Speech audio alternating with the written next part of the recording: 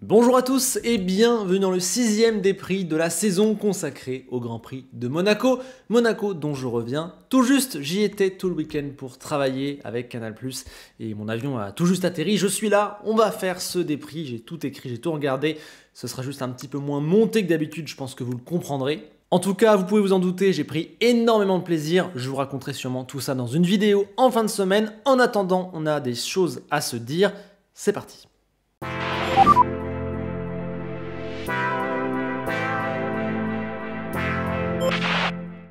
Allez, on démarre par un mot d'introduction sur Monaco, qui est un circuit souvent très critiqué pour son manque de possibilités de dépassement, pour le fait que les courses sont longues, il ne s'y passe pas grand-chose. Oui, peut-être, mais ça, c'est parce qu'on est sûrement à une ère où on veut plus de divertissement. C'est aussi peut-être dû au fait que les voitures aujourd'hui sont trop grosses, trop longues, trop larges, on le dit sans arrêt. Mais Monaco, quoi que vous en pensiez, que vous le vouliez ou non, toujours au calendrier, c'est juste à part. C'est une épreuve qui ne peut exister qu'une fois dans l'année, parce que déjà c'est un défi immense, cette piste, de ne pas taper les murs pendant 78 tours à la vitesse à laquelle ils vont, c'est du grand n'importe quoi. Je veux dire, pour avoir aperçu les S de la piscine, c'est dingue que les mecs arrivent à les passer à chaque fois. Monaco, c'est aussi l'histoire de la Formule 1, c'est son prestige, c'est pour moi complètement indissociable, peu importe si les courses y sont chiantes, il y en a une dans l'année, c'est Monaco. Tant pis, c'est pas pour rien que c'est là-bas que viennent toutes les stars, tous les anciens pilotes qu'on voit absolument tout le monde. Et ce que j'adore avec Monaco, c'est que c'est un peu pour moi un anachronisme. Ça me paraît fou qu'aujourd'hui, on continue de faire la course dans ces rues, à bloquer cette ville, à mettre des tribunes partout, à laisser les pilotes rouler aussi proche des murs, dans des routes comme ça, à mettre les paddocks de Formule 2 dans des garages. Voilà, c'est un petit peu lunaire Monaco, et rien que pour ça, je pense que ça doit continuer d'exister. Et puis la qualification montre à quel point ce circuit est juste génial et fou. On s'est régalé samedi, je vais y venir dans quelques instants. C'est toujours la qualif la plus importante de l'année. Là, c'était peut-être en plus la plus belle. Et puis la course, oui, c'est une procession, mais c'est comme ça, c'est un circuit de track position qui fait la part belle à la position sur la grille. C'est bien que de temps en temps on ait ça, et pas des circuits où il y a des lignes droites de 3 km à chaque fois. Et puis Monaco, pendant la course et même avant, c'est toute cette tension. Gagner Monaco, c'est pas pareil que gagner Bahreïn ou même Singapour par exemple, il y a un truc en plus, un prestige en plus, et je trouve vraiment que ça se ressent tour après tour. Il se passe peut-être rien, mais on a le sentiment que ça peut arriver d'un moment à l'autre, et du coup ça nous tient en haleine. Et justement du coup, quand ça se produit, comme ça s'est produit à l'arrivée de la pluie hier, où il y a eu 5-10 tours où la course aurait pu basculer, là ces tours-là, t'es debout sur ton siège, tu te dis qu'est-ce qui va se passer, et ça vaut le coup d'attendre 78 tours où il se passe rien, si de temps en temps tu vois ça, je pense. Faut aussi être capable de ne pas faire une seule erreur pendant 1h30 alors que ça se joue très souvent au millimètre dans la plupart des virages. C'est aussi tout un folklore, un décor autour. Faut bien gérer le seul arrêt au stand qui est complètement décisif. Bref, encore une fois, je déclare un peu ma flamme à Monaco parce que c'est assez décrié aujourd'hui, vu comment c'est un petit peu à l'opposé de la tendance actuelle qui veut des trucs courts, rapides et impressionnants. C'est de la course automobile, c'est de la Formule 1, c'est le circuit de Monaco. Je crois qu'on n'a rien d'autre à dire et que quand on regarde vraiment ce qu'est cette course au fond d'elle-même, c'est absolument génial.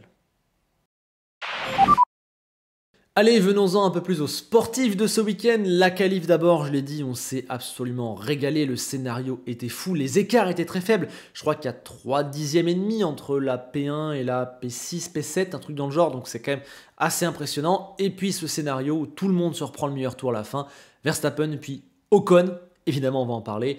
Puis Leclerc d'abord. Donc là, le public monégasque, j'étais en tribune assez fou. Alonso, ça aussi c'était fou. Il y avait pas mal de ses supporters. Et puis Verstappen derrière qui sort la folie. Le tour d'Alonso, il est magistral. Le tour de Verstappen, il est fou, particulièrement le dernier secteur. À partir de la piscine, ce qu'a fait Verstappen, ça peut entrer quasiment directement au Panthéon. Il touche l'intérieur de la piscine, ça continue, et ce qu'il fait à la rascasse, dans les 2 derniers virages, c'est hallucinant. Il a repris 2 dixièmes à Alonso, là, en 3-4 virages, en un secteur, donc absolument fou. Chapeau, j'ai vu des tours impressionnants en qualif, tous les ans il y en a, mais celui-là, il rentre dans la liste, clairement. Évidemment, c'est là que Verstappen a assuré 95% de sa victoire, on en avait parlé avant le Grand Prix. Rien qu'en première ligne, la Red Bull restait favorite selon moi, donc là, voilà, on l'a vu au départ de la course. Très vite, il a creusé l'écart, c'est monté jusqu'à un truc genre 12-13 secondes, et à partir de là, quasiment impossible de le battre. Vu cette avance, vu qu'il était en contrôle de la course et vu la supériorité de sa machine, bah il avait qu'une seule chose à faire, c'était de pousser au maximum son relais. Il fallait qu'Alonso s'arrête avant, comme ça en cas de safety car, bah t'es quand même toujours devant. Et comme ça, il ne peut pas te faire un overcut ou un undercut. Il fallait juste attendre qu'Alonso s'arrête, couvrir dans le tour suivant. En plus, il y avait cette petite incertitude sur la pluie, donc il n'y a que ça à faire. Mais justement, la pluie est venue et je crois vous dire que sur site, personne n'y croyait. Il faisait très beau, on nous annonçait de la pluie plutôt vers midi, il n'y en a pas eu. Très très beau et je vous vois vraiment à 14h55 en sortie de grille. Les nuages ont commencé à arriver, le soleil s'est caché et petit à petit c'est arrivé par derrière, par le côté Menton, Italie, et du coup c'est pour ça que ça a été vraiment très très fort du côté de l'épingle du portier, quand franchement du côté de la pit lane, de la piscine, c'était assez raisonnable, il n'y a pas vraiment beaucoup plu. Mais cette pluie a vraiment fini par arriver, ça a créé ce petit moment de chaos qui a été surtout important pour ce qui s'est passé derrière, mais qui au final aurait aussi pu faire basculer la course devant, puisque la question c'est, est-ce que si Alonso passe directement des pneumatiques hard, je crois, aux pneumatiques intermédiaires, est-ce qu'il n'aurait pas gagné la course? Et oui, parce que chez Aston, on a fait du coup 2 arrêts en 2 tours, alors que vraiment, voilà, quelques secondes après, il était évident qu'il fallait mettre des pneus intermédiaires. Si on avait attendu un tour de plus, ou si on avait fait le pari un tour plus tôt, est-ce que Fernando aurait pu gratter les 12-13 secondes? J'ai cherché, j'ai fait mes petits calculs. Je pense qu'il serait ressenti quand même juste derrière. Je pense pas que le regret soit immense chez Aston, parce que je pense pas qu'on aurait forcément gagné la course, qu'on serait passé devant Max avec cet arrêt-là. Malgré tout, ça reste une erreur. Ils nous ont fait ce que Ferrari a fait à Charles Leclerc l'an passé. 2 arrêts au moment du passage au pneu pluie, pneu sec. C'est pas terrible. Bon, au final, ils n'ont rien perdu puisqu'ils étaient deuxièmes avec une sacrée marge, donc ils ont pu tranquillement la conserver. Mais peut-être qu'en plus, dans leur position d'Aston Martin, qui est vraiment le challenger de Red Bull, il y aurait peut-être eu un coup de poker à tenter. Je suis un peu déçu qu'ils aient été plus conservateur que du genre à risquer une 2e place pour peut-être aller chercher une victoire à Monaco. J'aurais bien aimé.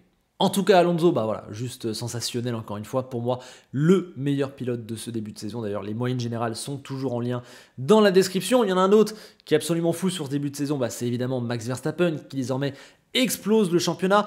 Qui franchement, certes, à la Red Bull, qui est vraiment une voiture absolument exceptionnelle, magnifique. Mais on voit sur des week-ends comme ça quand même que Max Verstappen, c'est pas pour rien qu'il est déjà dans le top 8, voire bientôt le top 5 des pilotes les plus victorieux. Et que vous l'aimiez ou non, que vous le supportiez ou non, eh bien il faut se rendre compte que ce mec sera au panthéon de la Formule 1 un jour et qu'on est en train de le voir évoluer sous nos yeux. Alors, s'il a aussi pris beaucoup d'avance au championnat, c'est aussi parce que Perez a fait ce qui est totalement interdit à Monaco. Premièrement, on sait que la qualif, ça fait 90% du résultat sur cette piste, donc c'est le truc à pas rater. Et de 2, une Red Bull en Q1, il n'y a même pas à forcer. Donc se sortir à ce moment-là, c'est une erreur éliminatoire. Et bah d'ailleurs, il est quasiment déjà éliminé de la course en championnat. Derrière, ça le met dans une course totalement impossible. Il s'arrête à la fin du premier tour. Bien tenté, puisque s'il y a une safety car au milieu du Grand Prix, eh bien, il aurait fini plus haut que ce qu'il aurait pu espérer, mais bon, elle n'est pas venue, et surtout, bah, avec le train-train, il a bouchonné, il a fait quand même 1 ou 2 dépassements, je crois, mais évidemment, il n'y a rien à espérer. Malgré tout aussi, Checo, j'ai fait un petit bémol, puisqu'il y a eu une erreur, hein, il a abîmé son aileron avant, je crois que c'était avec Lance Stroll, je ne me rappelle plus. Et puis surtout, je dois dire qu'encore une fois, je suis dérangé par son comportement en piste. Je le trouve trop agressif la plupart du temps et je trouve qu'il ne respecte pas certaines règles. Il a tendance à pousser des autres pilotes dehors, bon, pas à Monaco puisqu'il n'y a pas d'extérieur sur la piste. Il a tendance à couper des trucs, à pas être très réglo, etc. Là, à un moment donné, il a doublé Lance Stroll, là pour le coup, j'en suis sûr, à la chicane. Il l'a pas laissé repasser. Lance Stroll est repassé devant parce qu'il a fait une erreur, donc on a dit c'est bon, ça passe. Mais encore une fois, il n'a pas écouté. Il n'a pas du tout respecté les drapeaux bleus pour Pierre Gasly, hein, ça aurait pu avoir des conséquences pour la course de Pierre. Voilà, Checo, c'est pas la première fois que je trouve qu'il est trop agressif et qu'il est trop au-delà de la limite, clairement, dans certains comportements. J'ai le sentiment qu'on lui laisse passer des trucs que si Verstappen ou Hamilton ou quelqu'un de plus dans la lumière faisait, eh ben, il prendrait pénalité. Bon, Checo, attention, et en tout cas, bah, week-end complètement foiré de sa part, il s'est mis dehors tout seul, c'est le cas de le dire. Bon, derrière les 2 leaders qui se sont assez vite détachés et assez largement, on a eu une belle bataille entre les Mercedes, les Ferrari et les Alpines. Pour tout ce groupe de pilotes-là, la 3e place, c'était la meilleure chose à obtenir potentiellement. Ils étaient tous très resserrés, ils se suivaient, et il y a eu ce moment des arrêts et de la pluie, avec des erreurs des uns et des autres, qui aurait pu totalement bouleverser l'ordre, qui a un peu changé des choses. On va tenter un petit peu d'expliquer tout ça. Bon déjà, Esteban Ocon, ça y est, c'est le moment où il faut absolument le féliciter. 3e podium en carrière, 1er podium français à Monaco depuis Olivier Panis en 96. Olivier Panis qui a perdu quasiment tous les records de longévité qu'il possédait désormais. Et il n'y a pas à dire, Esteban a été fabuleux, énormément de choses se sont jouées en qualif où il sort un tour, franchement, je pensais pas du tout l'Alpine capable de sortir ça. Ensuite derrière, un bon départ, un arrêt un petit peu long de la part de l'écurie, mais l'overcut ne marchait absolument pas sur ce circuit.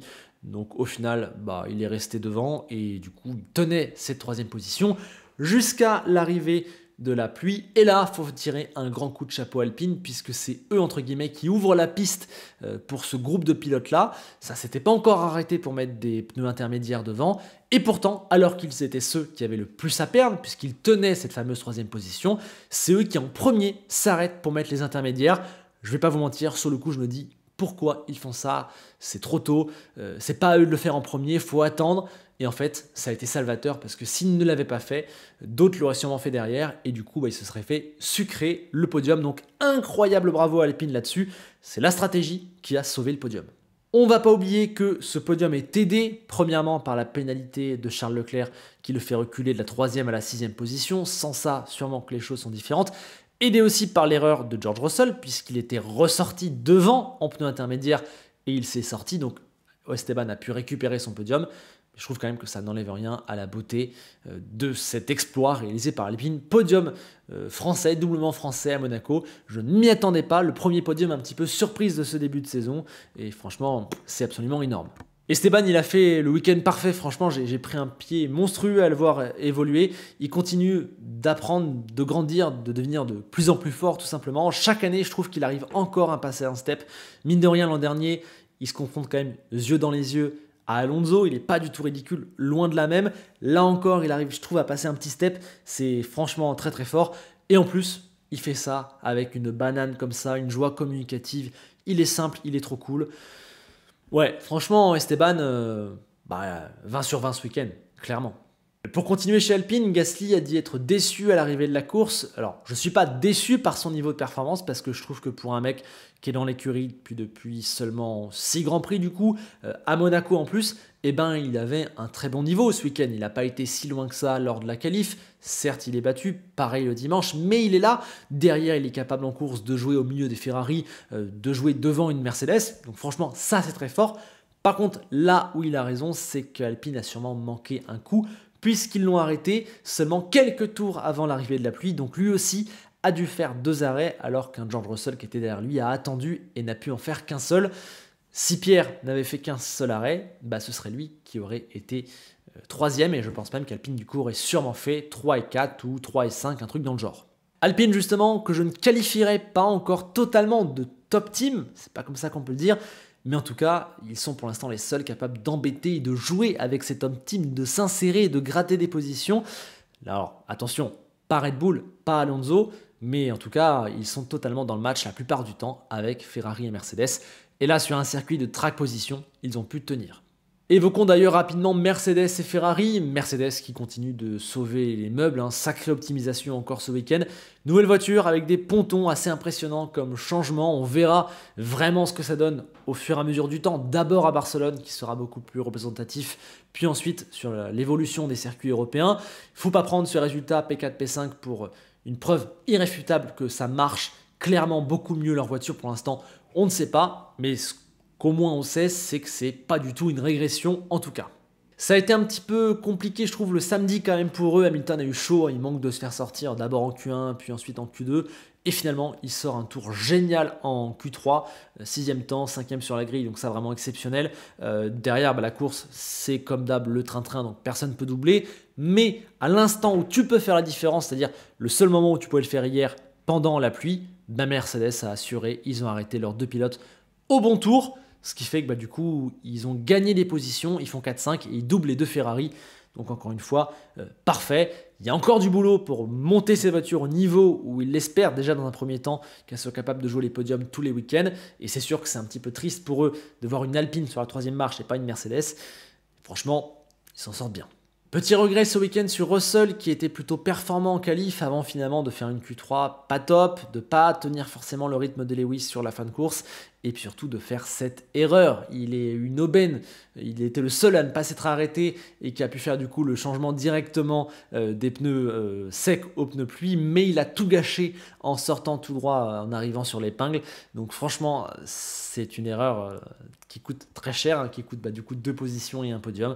Donc dommage pour George, j'avais le sentiment qu'il y avait vraiment la place pour lui ce week-end, mais que la copie rendue n'est pas propre.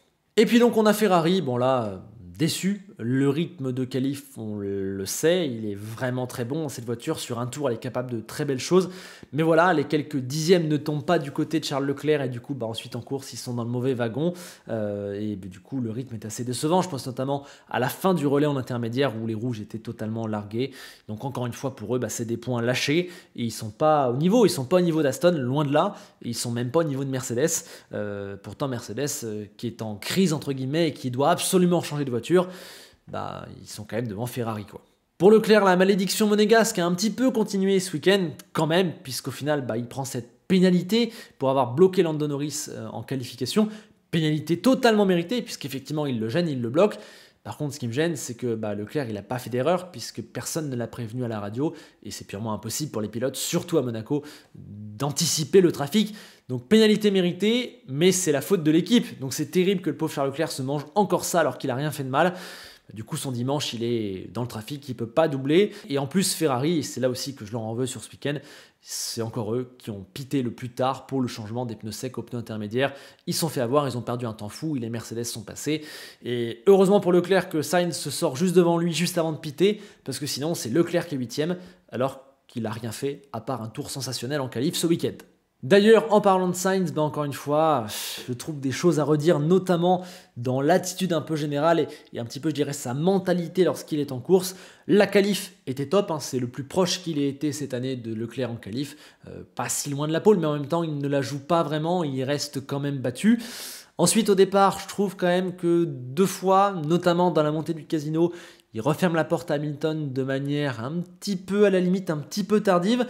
Derrière, il y a cette erreur sur Esteban à la chicane où il pète son aileron. C'est terrible de précipitation, terrible de manque de jugement. Et puis donc, il y a cette glissade, cette erreur sous la pluie. Voilà, une énorme erreur. Lui, il la perd. Comparaison à Russell qui est sorti au même endroit, qui ne l'a pas perdu, qui a maîtrisé jusqu'au bout pour aller se mourir dans l'échappatoire et faire demi-tour. Carlos, lui, il la perd totalement. Mais coup de bol, il la perd dans le bon sens, ça tape un Tech Pro sans casser et du coup il peut repartir quasiment direct. Malgré tout, ça reste quand même une grosse erreur. Donc ouais, Carlos au final ce week-end, petit sentiment de gâchis puisqu'en partant 4ème, il y avait mieux à faire je pense. Que s'est-il passé derrière pour ceux qui se disputent les miettes laissées par les top teams? Ce week-end, les miettes, c'était 2 places dans les points, 9 et 10. 9 que Tsunoda tenait pendant très longtemps. Franchement, il a fait, je trouve, un top week-end, encore une fois, Yuki pour AlphaTauri. Magnifique qualif puisqu'il passe en Q3. Franchement, c'est très fort. Une position qu'il tenait aisément avant qu'il y ait la pluie, que l'AlphaTauri commence un petit peu à peiner et surtout qu'il rencontre des énormes soucis de frein qui lui ont rendu impossible la tâche et du coup il a cédé d'abord face aux 2 McLaren puis ensuite évidemment il n'a pu faire autre chose que de s'écrouler puisque de toute façon c'était mort. Donc terrible pour Yuki puisqu'il n'y est pas pour grand chose et pourtant sa performance ce week-end était très propre et AlphaTauri aurait donc mérité de marquer 2 points qui auraient pu être très précieux pour le championnat. Mais bon, du coup, c'est McLaren qui en a profité. Ils sont toujours loin du compte quand on compare le gap avec Alpine, quand on compare le gap avec les meilleurs. Ils ne sont pas là où ils voudraient être. Clairement, c'est une performance décevante, mais ils ont réussi sur les derniers Grands Prix quand même à sortir la tête du paquet des écuries de derrière. On sent que c'est eux la 6e force du plateau. Ok, en qualif, voilà, ça tourne aux portes de la Q3, 10 et 11, et puis en course 9 et 10, ils ont assuré l'essentiel, ils ne pouvaient pas faire mieux vu la performance de la voiture. Côté pilote Norris, il y a cette touchette, même ce quasi-accident dans le mur en Q2. Mais au final, bah, ça n'a pas changé son résultat puisqu'il est quand même passé en Q3. Il a quand même pu courir la Q3. Donc pas mal. Et puis en course, bah, voilà, il ne pouvait pas aller chercher mieux. Lando a maximisé son week-end sans, je dirais non plus, être totalement génialissime. Et Oscar Piastri a suivi son leader plus expérimenté d'assez près. Une place derrière sur la grille, une place derrière à l'arrivée. Lui aussi a réussi à doubler Tsunoda. Il n'a pas fait une erreur. Pour un rookie à Monaco, franchement, chapeau. Sinon, à part ça, De Vries a fait son meilleur week-end en Formule 1. Vraiment pas mal, hein, à la porte des points. C'était quand même un petit peu en retrait vis-à-vis de Tsunoda. Il n'a jamais été un candidat au point. Mais c'est mieux, ça s'améliore. On lui a mis un peu la pression. Pour l'instant, il prouve. On a hâte de voir si ça continue.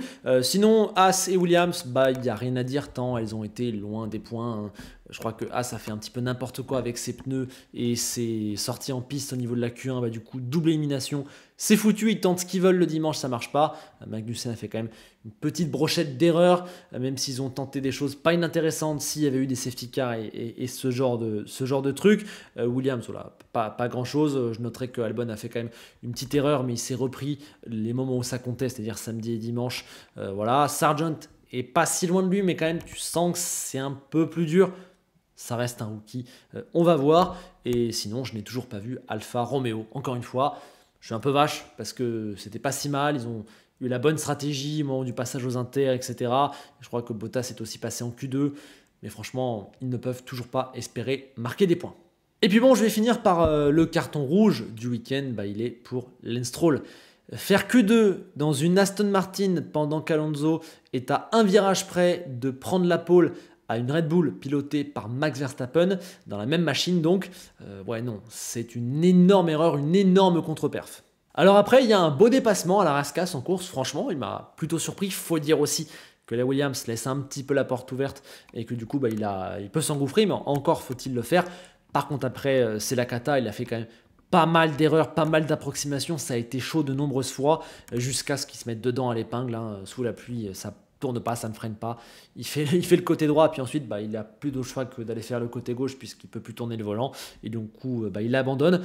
On en reparlera de Lance Stroll je pense prochainement si la dynamique qu'on voit actuellement se confirme, parce que franchement la différence avec Alonso, elle fait trop mal. On sait que c'est un pilote qui est moins bon qu'Alonso, c'est purement évident, mais à ce point là c'est pas normal, et surtout qu'Aston, on l'a dit, elle regarde vers le haut, et lui il n'a pas le niveau pour jouer ce que l'équipe veut jouer. Ça commence sacrément à se voir un petit peu dans une équipe où il n'y a que des top guns, où tout le monde est vraiment exceptionnel. Hein. On l'a dit du coup, Alonso, Dan Fallows, toute l'équipe qu'ils ont recrutée, Lawrence Stroll, son père, qui fait des recrutements fous. Il y a Honda qui arrivera en 2026. Dans tout ça, petit à petit, il devient le maillon faible et on commence à le remarquer. Les énormes ambitions de l'équipe ne vont pas avec son niveau. Donc moi, je pense concrètement que dans peu de temps, s'il continue comme ça, Lance Stroll, fils ou pas fils de Lawrence, il va être en danger. Si sur le mercato, une bonne opportunité se propose, je sais pas, un Lewis Hamilton, pourquoi pas un Lando Norris, ça reste meilleur pour moi largement. Mais je pense que Lance peut sauter, donc le monsieur commence à avoir chaud. En même temps, ça fait 7 ans qu'il est là. Il a aussi eu le temps de nous prouver des choses. Voilà. Petit carton rouge sur Lance Stroll. Je lui tire jamais gratuitement dessus. Là, pour le coup, franchement, attention parce que c'est pas normal d'avoir ce niveau de performance-là. Peut-être que c'était le circuit, on verra à Barcelone, mais j'ai peur qu'à Barcelone, la claque soit encore plus grande parce que sur un circuit représentatif, le père Fernand, il va montrer la quintessence de la machine. Donc, va falloir suivre.